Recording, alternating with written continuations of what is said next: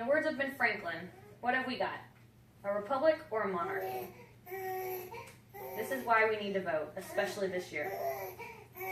You may think your vote doesn't count, but it does. According to About Education, in the 2000 election between Al Gore and George W. Bush, the votes were so close that they had to have a recount in Florida by 537 votes. At first they said that Al Gore had won, and then they said it was too close to call. And then they said George Bush had won, but again they said it was too close to call. After a recount, Al Gore conceded to George Bush, and that is why he became the president.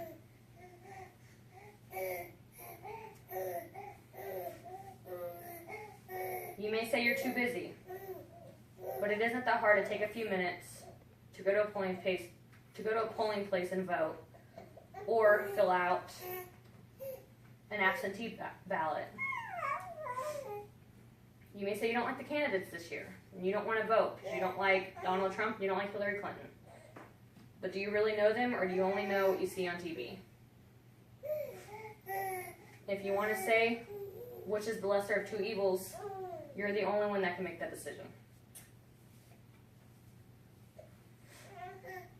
According to the University of North Carolina, Charlotte, many people made sacrifices for your right to vote. So you need to vote to honor those people. College students especially can make a difference, since there are over 44 million millennials that are going to be voting this year. The president isn't the only one on the ballot, and you have to remember that. You're also going to be voting for the governor, the state senate, amendments, bills to be passed. If you're a college student, you need to be voting for funding and student loans. If you're a woman,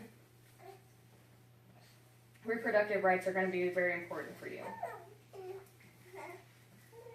If you don't vote for your interests or beliefs, who will?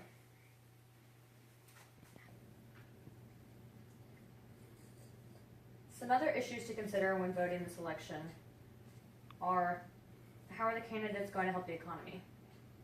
What are their plans for the national debt? How do you feel about our national security policies, and do you want them changed? If you're a woman, do you want the government telling you what you can and can't do with your body? Some of you may not agree with Obamacare and you want it gone. But how many of you can imagine your parents or your grandparents not having medical care because Obamacare gets taken away? I touched on this earlier, that you're not just voting for the president. You're voting for other parts of the office, and you're voting for other amendments. But you're also voting for your president's abilities to make decisions, which is based on the majority of the control of the House and the Senate by whatever party. I also said that it's about the lesser of two evils, if that's how you want to think of it. But the president's only a figurehead. They can't make their decisions without the majority vote from the Congress.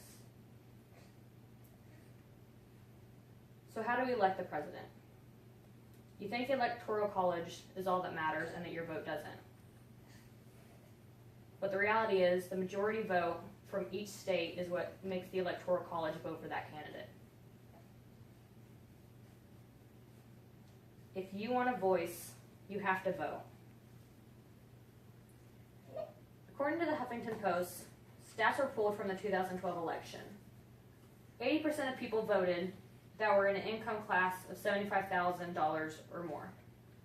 Those that made less than $75,000, less than 60% of them voted. Do we want to be underrepresented? We're allowing one socioeconomic class to decide our future. Is that what you really want? Everyone wants a voice in our country, on how our country is run. I challenge each of you to make your voice heard.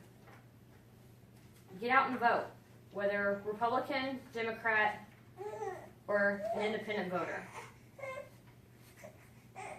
America needs you to stand and be heard.